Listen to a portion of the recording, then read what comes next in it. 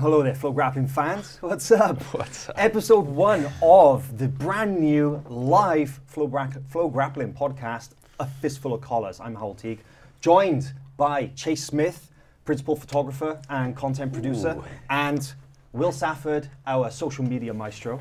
And guys, this is it. We're live. This is it. This is it. We're missing one key member, Reed Connell, out in South Korea. He should have landed by now. Oh, yeah, Reed took one for the team there. That's a rough trip. Yeah, We're all yeah. really... No, we wish we could have gone, so... Yeah, usually it's going to be at least, 3 of us, but maybe we're going to, hopefully we'll have Reed back in the episodes as well. Reed, of course, is our major documentary maker. He makes all the high-quality films and highlights that you've seen from our events. He's in South Korea working on some pretty special projects. Big event coming up this weekend, Spider Jiu-jitsu. He's over there for that championship. We're going to have the match videos live next week on the site, and hopefully soon as well you should see some of that cool stuff that Reed's been working on. But speaking of events, this weekend we've got a big one coming up. Fight to Win Pro 62 main event, Kit Dale versus Jake Shields. Guys, what do you think about that? Man, that's a fun matchup, and two pretty different personalities, right? Jake Shields, pretty just embraces the grind, funny guy, but Kit Dale is Let's the jiu-jitsu do the talking. Exactly, right? exactly. Yeah, But yeah. Kit Dale, of course, everyone knows his personality. He is just hilarious, and but their jiu-jitsu is kind of similar, right? They both have great wrestling. Both seem to want to be on top. What do you guys think? I think it's going to be fun. I think one of the big differences, however, is that Jake Shields is training with Danaher and the Death Squad in New York City. Jake Shields, I'm pretty sure, is undefeated in Fight to Win. He had a match against Murillo Santana back in October. Beat him. He had a submission underground against Gilbert Dorino Burns a couple of months ago. Won that one as well. So he's given Dennis on submission undergrounds. Right. And I remember last year, or possibly the year before, I forget exactly, but heel hook win over Lyoto Machida in Fight to Win as well. To Win. So yeah, It's a cancer event. That was a great match. yeah. So yeah, you're right. I mean, Jake Shields, very active, training with some high-level guys there in New York, down in the Blue Dungeon, as John Danaher likes to call it, the Henzo Gracie Academy. And Kit Dale, though, training on West Coast. He's over there. He's been training with the guys at Gracie Barra Northridge, Homolou Bahal, etc. training with Craig Jones.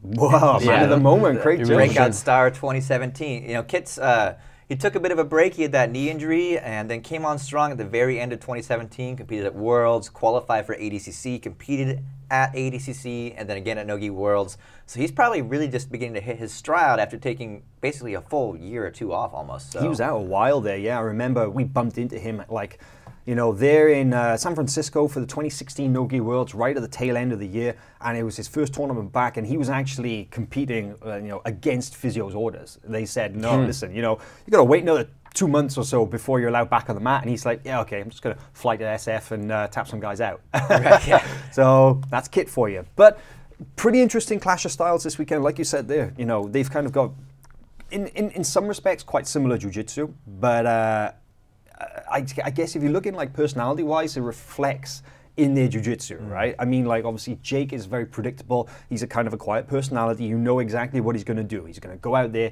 take the guy down, smash, smash, smash, and he's going to look for that finish. But Kit, I mean, you never know what to expect with Kit, right? I think we're going to see some good wrestling out of these guys. I think they're going to want to stand, fight for the top position. However, Kit has been training with Craig Jones. He's been working with. We just released a highlight video. He was showing heel hooks and toe holds. He's not afraid to play the leg lock games. And Jake Shields down in the Blue Dungeon. He's going to be hip to that as well. He's going to be hip to it as well. Yeah. So we could see some leg locks. It'll be a great test for both of them. But they're definitely not the only exciting match on that card. We have guys like Tanner Rice, 10 Million, Marvin Costello's on the card, Nick Green from Kurt Osianders, Benji Silva. It goes on. Fight to Win really brings out so much great local talent, and in the Bay Area you got like 1,000 guys that are really good. So yeah, it's interesting to note actually that Fight to Win Pro, they're going to be in Oakland this weekend. It's Fight to Win Pro 62, and it is almost a year to the day since that famous Imanari roll, which the viral video currently at over 12 million views, possibly, I think, actually no, definitely the most viewed video in jiu-jitsu history, and the man who shot it right here. That was crazy. It was one of the wildest things. I wasn't even really prepared to shoot at that point in time. I was running back and forth between my station where I upload clips and edit some photos real fast and go shoot again. and I knew that he was the guy to watch, so I ran up with my camera, and as you saw in the clip, it was immediate. The match had just started. I'm a little bit shaky. I'm still set up my shot, and boom, he hits the Imanari roll, gets the tap, and it's like, oh my God. And at the time, I didn't even know how special that moment was. I knew it was a great clip, and that he had just done an amazing submission. But then, I covered the rest of the event. It was a Gary Tonin, AJ Agazarm. Yeah, that was a wild event. Edwin Najmi versus Nate Mendelsohn. Yeah, it was a crazy event. So much was happening. And so I just cover the event, go to bed, and wake up the next morning. Oh my God, this video has like 3 million views or something insane in just like 24 hours. So and it just kept going from there. Just kept going. I mean, we put up an article on FloGrappling.com this morning talking about the life-changing moment for Marvin Castell, and that's really what it was. Since then he's traveled the world. He's been teaching seminars. He went full time because he was working at the time as well. He's gone full time in jiu-jitsu. So, man, like, who'd have expected that to blow up as it did? But you never know. Maybe we'll see another one this weekend. Right. That's what I was going to say. I wonder if there's now pressure on him to live up to that. Like he feels like he needs to throw out the Imanari roll. Well, he's hit it since, and it's no secret. People know what he's about, but he's caught it since then. He's got it down. He got another one at ADCC trials. So yeah. And if he throws it at full speed and he can hit it as smooth as he did, there's really nothing you can do. Like, what are you going to do when that's coming in on your leg? I think it's a tough one to defend. Well, continuing with the Fight to Win discussion, obviously we looked forward to Fight to Win next weekend. But yes, let's look back at the Fight to Win that just happened last weekend. Now, it was an event in the OC, Orange County. The main event was Joao Assis versus Braga Neto, but that's not the match that stood out for us. For us, the match that stood out was a somewhat controversial match featuring AJ Agazarm. Never heard that term. Surprising. Those two terms in the same sentence before, have we, right? But AJ Agazarm was going up against a local opponent, and what happened was he was going up against Chai Sirasut of 10th Planet, a 10th Planet black belt, a new black belt. So AJ goes in, no gi match, and personally, my view of the match was AJ was just in control the entire match. However, the controversy stems from the fact that Fight to Win, they are submission only, there's no points. So if it goes to the end of the match with no finish, then 3 judges will render a decision, and they hold up the flags at the end of the match. And one of the 3 judges gave the match to Chai. So let's talk about that. Chase, your thoughts, first of all.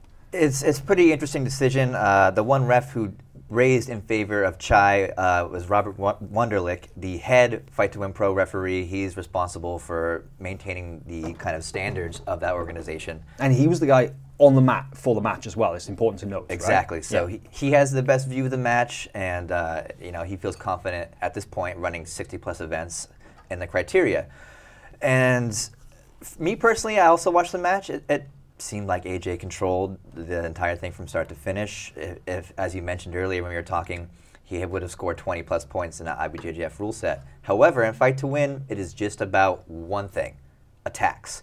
And it's tough to gauge sometimes whether it's a real threat or if it's just sort of a perceived threat. Yeah, exactly, or a Hail Mary, and I can't say that I really saw any from Chai. I do think AJ was looking to finish and also positionally dominating. But under Fight to Win's criteria, again, it's kind of almost a numbers game. Like, how many sub attempts are you throwing? Yeah, well, the way that the criteria was explained to me is that a major submission attack that is in danger of finishing the match outranks any kind of was working towards a submission attempt, outranks anything else, meaning takedowns, sweeps, guard passes, positional control, the rest of jiu-jitsu, okay?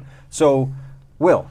I don't think I saw any submissions from the 10th Planet competitor that would be potentially match-ending attempts. Man, I'll be honest, I completely agree. I watched that video closely more than once, and I just don't see it, right? But he does make an interesting point, because I've watched a lot of Fight to Win, and a lot of the announcers are always saying they need to move now, they need to throw submission attempts. That's what's kind of actually the beauty of Fight to Win, is that even if you're down on these figurative points, you can still come back just by throwing up a submission attempt, by threatening your opponent. So, he does have a few things going for him. The ref, in this case, he did have the best vantage point out of anybody there. And he was able to gauge the severity of the submissions as well. I know AJ threatened to Kimura early in the fight, but he escaped quickly. So yeah, he was working towards maybe setting up like a DAS, or he was looking for stuff, but it was never at any point where Chai actually had to really defend to get out, right? He never had to escape. Right. So, but it's hard to watch this as a kind of a jiu-jitsu purist in a way, because AJ did dominate positionally. He took his opponent to the mat. I mean, his jiu-jitsu was like almost flawless for the entire match. So to see him, I thought it was a unanimous decision when I was watching, but to see someone have come with a split decision, I was like, nah, there's something not right there. You know, from a whole standpoint, looking at the match. What do you guys think about replacing sort of the traditional jiu-jitsu hierarchy of you get position before submission, you sort of advance along the way and get points? When you remove that, does that take anything away from a jiu-jitsu match? Yeah, personally for me it does, because then you get moments like, remember Gordon pulling mount? Right? And he was allowing guys, it was in like a submission-only tournament, and Gordon just straight up lies down like that. And he's like, come on, go ahead. And the guy mounts him, and then he throws up the legs and he goes for the heel hook, you know? Right. Now, under fight to win rules, he would be considered to be in complete control and winning that match, because he came close to a submission that the guy had to escape from. And the guy, like, you know, okay, let's say, for example, he had worked. He wasn't just allowed to pass. Let's say that he actually worked like his ass off to get a double underpass, and then throw the guy's hips to the side, and then get to mount, control him. Me, I mean, that is what jiu-jitsu is about, right? That's the struggle. It's about advancing towards target objective. Like for me, I don't think a guy on bottom just throwing up, like, say, for example, a shitty Ezekiel choke from bottom that makes the guy strip the hand away from the throat is worth more than taking the guy down, you know, maybe like, you know, passing the guard, advancing to control position. I don't see it. I don't see it. But it does change the game. So I think really, I mean, if you're prepared to compete under those rules, man, you got to be prepared to deal with it. Just go out there and tap the guy out, or work towards doing that. Don't expect for a guard pass and a side control to win the match. It's true, and when you see competitors that have been on more than once a fight to win and their corners, you'll hear them calling, not for positions or for anything specific. They'll say, submission attempts, try and sub. You know, they are really just calling for anything from whatever position they may be in, hit the submission or go for it, because that is going to, you know, be favorable for the judges. Yeah, definitely. And I think as a viewer as well, maybe it's a little bit different. We need to watch it through a different lens as well, right? If you're watching it through the traditional kind of like points mentality, then you know, you might be surprised at some of the decisions. But even in the Gary Tonin match with AJ and the gi, you know, AJ would have run up all the points on Gary in that point. He swept him. He passed his guard several times. But Gary had the very, very deep knee bar attempt that was just pretty insane to watch. And that gave him the fight. So sometimes more decisions are clear than the others, but it is an interesting specific for fight to win. I think it just lends itself to the bigger argument, which is, what do you as a spectator like to view more? Submission attempts or positional control, points playing where you're passing the guard, you're, you know, getting to a better position where maybe you can land a submission. So it all comes down to that. Let us know in the comments, guys, what you guys think of, you know, sub-only. Fight to win is a very specific version of sub-only, and also traditional points. What is more enjoyable to watch? Which better to compete in? What's true jiu-jitsu? We want to know. Yeah, you know, me personally, I'll be honest, I want to see it all. I don't think it should. I like the variety. I don't think it should be an either or. You know, like some of these guys that drive me absolutely crazy. You know, I'm not about points, bro. I'm not about that IBJJF bullshit. You know, like I'm all about the sub-only. And it was Mike Columbus, the photographer. You know, Mike, shout out. He's hopefully watching. But Mike's badass photographer and really plugged in, works with Fight to Win as well. But he said it himself, right? The sub-only jiu-jitsu guys are like the vegan CrossFitters of jiu-jitsu, because they never shut up about being sub-only, right? So screw those guys. There's something wrong. There's something wrong with your jiu-jitsu if you can't win in a variety of rule sets. You know, you have to modify your game. Oh, 100%. And actually, do. The best guys do. The best guys are consistent across all modalities. Gi, no gi, submission only, points, whatever it is. Same paces at the top of the podium. Yeah, you know, Felipe Pena is a perfect example of that. You know, he competes in sub only, and he can go out there and he can take guys out, or he competes in ADCC, competes in IBJJF, doesn't matter, right? Cornelius, the lapel wizard, you know, takes second place at ADCC. So there you go. Skill trumps all. All right, so moving swiftly on. A lot of news going on in Jiu-Jitsu at the moment. There's some other things worth talking about, and one of those is the recent development, the announcement of 3 black belts joining Atos. Okay, so Andre Galvão and those guys are picking up even more talent to already what is one of the deepest squads in Jiu-Jitsu. So you've got Gustavo Batista, nicknamed Braguinha, Luisa Montero, I think she's possibly a 5-time world champion, but ridiculously credentialed black belt, and Rafael Vasconcelos. And it's interesting to note that the 3 of those guys all left Leandro Lowe's Brotherhood team in Sao Paulo to join with Andre Galvão, who is obviously based in San Diego, California. So exactly the motivations for those, I mean, we've just, we asked, and people generally don't like to talk about why they're leaving one team and joining another. We get the standard responses. Of course, they're looking for the best training opportunities, the example that those guys set and the depth of talent and the opportunities that will present. But let's talk about the team switching thing. I mean, this is something of a divisive topic in Jiu-Jitsu because, let's be honest, people don't like it when people switch teams, right? No one wants to be called a crianche, it's a bad thing to be. There's a huge stigma against it, right? But as Jiu-Jitsu professionalizes itself, you're going to want the best training. You're going to want to live in the place that's most conducive to a healthy lifestyle. And maybe getting into San Diego is a goal for many athletes. So I'm all for it. I think if you see an opportunity to join an excellent squad, there's a spot for you and they're welcoming, you don't have to be rude to your old team, but do what's best for you. You're pursuing your own career. What about this, Will? What about now if one of those guys, be it Rafael Vasconcelos or Gustavo Batista, what do you think happens when they end up on the opposite side of the mat from one of their former teammates? What do you think is going to happen there? Yeah, you're in a tough situation when you switch teams, but sometimes we have seen teammates on the opposite sides of the bracket and they fight each other. Jiu-Jitsu is very much an individual sport, right? So there's been many guys who switch teams throughout the history of Jiu-Jitsu, but at the end of the day, it comes down to you're remembered by your name, right? You're of course Alliance and these big schools, they're remembered, but the greats in Jiu-Jitsu are remembered by your name. And I look at it similar to like a LeBron James who wants to win. He is a champion through and through. I think Jiu-Jitsu has some of the most competitive guys in the world, competitive athletes in the world, and they want to win. So you want to surround yourself with people who have a similar mindset, similar goals, who are going to test you, push you in the gym.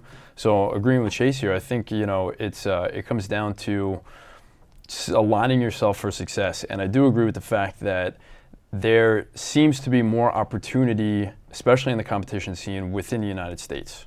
So coming to the U.S., and if your team is not established here in the U.S., you may not have an option, to stay with your team. So there's got to be a right way to do it, though. You don't just cut ties, leave in the middle of the night. I mean, be upfront about your goals and ambitions, and hopefully you're supported. If not, then you did what you could, and you leave on good terms. And let's just take a look at how that applies to Atos as well, because you've got 3 big name black belts. Gustavo Batista, of course, he won Europeans 3 years in a row at 3 different belt colors. He won, blue, purple, brown in 3 consecutive years, and just got his black belt last year. So, I mean, he's obviously a super hot talent competing in and around the heavyweight, medium heavyweight division, depending on the level of the tournament. It's not like Atos were hurting for middle heavyweight, high-level black belts, right? So who else you got there? You got, Hulk. You got Keenan. You got guys kind of right on the cusp of that as well, like guys like Don Bell will be coming through from brown belt to compete at black belt soon. Mike mean, Perez is floating around. Mike Perez. So are Atos just loading up the brackets as much as they can? Is that what it's about? Are they just like, man, we're going to stack it with as many guys as we got in, so that we just dominate the podium? I don't know if that's the case. I think it is a case of people someone who's coming in is trying to better their position, but also Atos wants to surround themselves with the best athletes out there. So if you're playing the same games constantly, Keenan's constantly playing Hulk and Hinger, you're not seeing new looks, that could be something too. They want to bring in some new, fresh, young talent who's going to challenge them so they maintain. Last year was the first year Atos won the World Championship as a team, right? So you got to keep your foot on the gas now. You got to keep that level of intensity and competition high so you can maintain that. Well, the one thing we have seen with Atos as well is that, you know, they're an international team, but their centers of power are really concentrated, right? Southern California, it's kind of spread out a little bit in Brazil, you know, spread out in Europe, but is this a move to consolidate power further in their HQ, or is this maybe a move to bring in guys and then to spread that out, you know? So let's see where it goes. But the team switching thing is interesting, and as I said, a bit of a divisive topic. It definitely riles some people up. Some people are super against it. Some people aren't. I mean, Andre Galvao is a perfect example himself, that he actually passed through many teams and, you know, on his journey before setting up his own. So, you know, it happens a lot. But there's one guy, one name in particular, a guy who's synonymous with switching teams, and that is Erberth Santos, okay?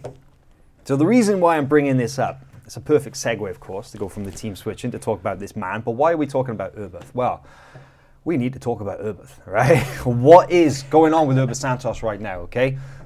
3 matches, 3 submission losses. Now, this is from the 2017 super heavyweight black belt world champion, a guy who is one of the most feared, one of the most dynamic, one of the most aggressive grapplers in the sport, and yet, the last couple of months, he's looked like a different athlete. What's going on?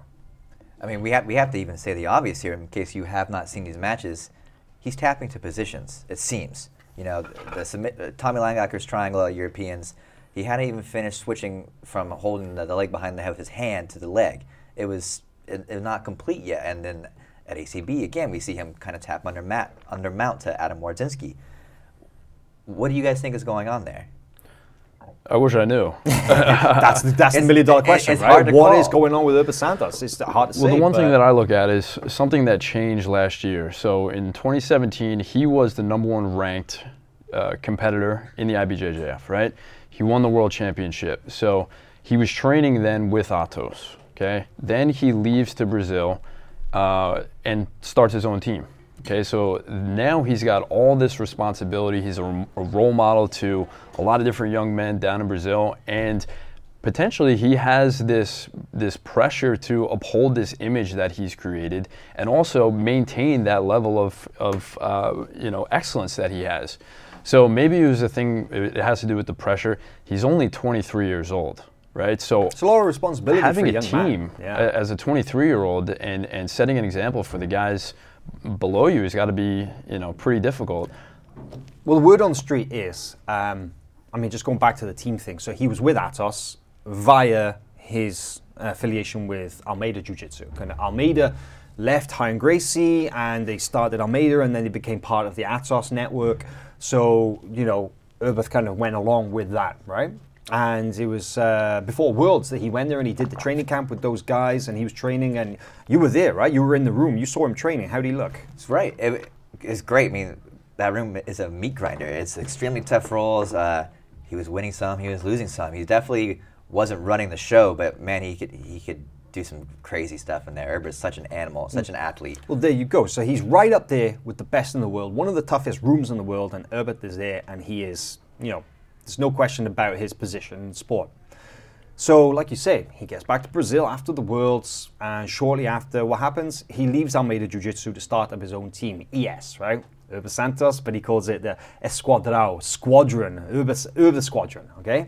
And he invites all these young up-and-comers to his gym in Sao Paulo. Guys from all over Brazil come there because of, you know, his reach on social media, and he's like, you know, posting all these photos of these guys, and he's got like a squad of like 12 guys, and they're all running around in the streets making all these crazy howling noises and stuff, right? It's like a crazy fight club kind of thing going on. They're all gone. All those guys have left. So what's going on inside Erberth's gym as well? Like, the word on the street is that he's like teaching classes to white belts now. You know, he actually built out the academy. The gym is all set up. He's got nobody to train with. So is that a factor as to why his performance has hit like a skid? You know, is a severe decline as to the results right now. So I don't know. It's interesting to note whether the team factor is a thing, whether it's a lack of training partners. You know, the question is, how does he rectify that? How does he get back to the Erberth that we know? How does he get back to that beast of a man that literally strikes fear or breaks people in the middle of matches, like just mentally breaks them? he's got to get some easy wins. I think some local tournaments, everybody should just go in and rekindle that passion, that fire for winning, because something needs to be fixed. And I think a few medals might help the ego a little bit. I agree with that. You know, obviously it seems like it could be something mental going on with him. You know, but there's the potential that it could be an injury. We never know. You know, a lot of these taps have been when his neck or, you know, his upper torso has been compromised. So there could always be that. But I do think it's important to resolve this sooner rather than later, because you start to see a snowball effect. You know, this is the third time that we've seen him tap in these types of situations. You know, could this be the decline of, you know, one of the greatest competitors? You know, that's what and he's got the potential to go on to become one of the greatest. He's super young, right? You know, and I would like to see someone in the heavier ranks who can challenge Buchecha. You know, someone who can get out there, be confident, and go at Buchecha, not somebody who, you know, loses position and then taps out. So. I mean, like, you know, he's right there. He's taken Buchecha to the limit in previous matches. You know, he's yet to get a win over him. Of course, that's no mean feat, right? Right. But he's there. He's among the current crop of generation, the current kind of black belt competitors that we got, who can go out there and at least give Buchecha a competitive match. Now, I'm not saying I want to see Buchecha lose, but I want to see him challenged. Exactly. Right? So we need guys like Erberth to keep things firing. So, well, let's hope that he does figure it out. But I got to say, on my list, my all-time list of the people that I would least like to train or train with or compete against, I think Erberth is possibly top 3, if not top 2. I can imagine it would be painful. I would be scared. I'd be, you know, fighting for my life. It would be tough, right? It would be tough. But I'm going to pose the question to you guys. Guys that you would least likely to roll with. Who are they? I think number 1 is Rodolfo Vieira. Yeah. I would not want to, because when that guy, he just dropped Niseo Nagi's everybody, and all you see is he's got a highlight reel of just so many big guys, huge guys hitting the mat, and his pressure is just unrelenting. He's got not a violent style, but he's so explosive, so powerful, so strong, extremely technical. And he has submitted some of the best guys in jiu-jitsu ever. He has, so I think Rodolfo's on top of my list. Yeah, that would be a tough role. You know, for me, I'm a light featherweight, so I think Nalati is probably one of the last people I would like to have. 150 kilos of man-mounted. Trying to get on top of me. I will say the worst role I've ever actually had, is probably Josh Hingert from Atos. Yikes. He's a really friendly guy. Love that dude. However, he does not love you back on the mats. He works those head and arm chokes, guillotines, darces, whatever it might be. Yeah, you rolled no-gi, right? It was rolling no-gi, and he's very good at that. And so it was a lot of fun. But you already roll with Josh, so come on, you've already had that experience. If there are guys out there that you would not dream like to or nightmare rolls, nightmare rolls. Joao Gabriel Rocha's got to be up there as well. I mean, just the largest people on the planet are people that I want to avoid. Buchecha, he's got to be up there too, man. He is just so scrappy, you know. When he gets going, Conan the Barbarian of Jiu-Jitsu. That's right. Depends on if they're angry or not too, right? Like Rustam would be rough to roll with, I think, especially if we were talking no-gi. Man, I just hope he wear a rash guard. Yes. Yeah, right. The hairiest, that angry little hedgehog with Toquinho. No one wants to roll with Toquinho. No. Except Gary Tonin. Gary would. Yeah, Gary, what would Gary Tonin do? That's the question. I'm just going to have to ask myself that. Another guy on my list, I mean, let's try to keep it in the weight classes, but I got to say, this is backed up because it's not just me who doesn't want to roll with him, but Orlando Sanchez. Yes. Right? Now, Orlando, man, I love you, Orlando. You're a great guy. However, oh my God, a man with no neck who moves like a cat and weighs like, what, 250, right? Got his black belt in like 4 years. No, thanks. No way, right? It was crazy watching him roll before ADCC with the whole Gracie Baja crew. It was 2 days before the event, and it starts out kind of light. Everyone's warming up. They're supposed to keep it light. You know, ADCC is in 2 days, but then Felipe Pena and Orlando start rolling, and man, it got turned up really, really quickly, you know. And I could just see he has one speed, and that's just crush and destroy. So yeah, I agree with that. He's on my list too. Yeah, so we printed out some photos from ADCC, and they're now decorating our little workspace in the Flow Sports HQ. And I got a little photo of Orlando, the famous photo there on my desk. I just look at it each day and I think, what would Orlando Sanchez do? And I actually sent that to him and he responded, go all fucking in. It's one way to do it. There you go. Guys, on that bombshell, I think this is a pretty good time to close the podcast. And so episode 1 in the bag. Going to be back every single week, every Thursday, approximately the same time. So guys, what did you think? Looking forward to it? Yeah, I think this was great. I had fun kind of talking with you guys, so I can't wait to do it again. Started something beautiful. I'm looking forward to being here each week or as often as possible, given events. Hit us up. Make sure that you reach out. Tell us what you thought. Tell us what you think. Tell us what you'd like to see us cover, like to see us talk about, and we'll try and work it into future episodes. But make sure you follow FloGrappling, guys. See you later.